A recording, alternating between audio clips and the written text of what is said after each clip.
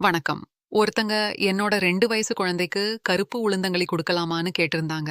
அது பத்தி தான் இந்த வீடியோ. முதல்ல கருப்பு உளுந்தோட முக்கியமான நன்மைகள் என்னன்னு பாப்போம்.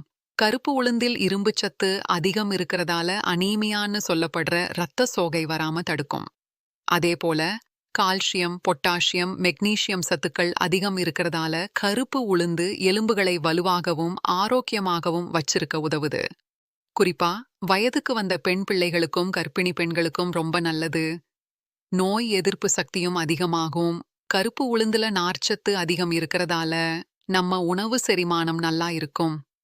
அதனால மலச்சிக்கல் பிரச்சனைகள் குறையும். சிறுநீரக கற்கள் உருவாகாம பாதுகாக்கும்.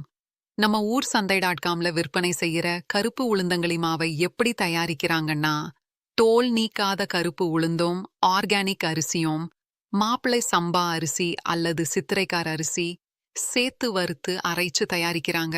இதனால கருப்பு உளுந்தோட அதிகபட்ச சத்து மாவுல இருக்கும். இந்த கருப்பு உளுந்தங்களி மாவை 2 வயசு குழந்தைக்கு நிச்சயம் கொடுக்கலாம். கவனிச்சுக்க வேண்டிய ஒரு விஷயம், ஆரம்பத்துல ஒரு ஸ்பூன் அளவுக்கு கொடுத்து குழந்தையோட உடம்பு ஏத்துக்க கொஞ்சம் கொஞ்சமா அளவை கூட்டணும். எடுத்த எடுப்பிலேயே பெரியவங்களுக்கு கொடுக்கற மாதிரி அதிகமா கொடுக்க கூடாது. இந்த கருப்பு உளுந்தங்களி மாவை வச்சு கஞ்சி செய்யலாம். கருப்பு உளுந்தங்களி ஸ்வீட் செய்யலாம். நல்ல ஆரோக்கியமான உணவு இது.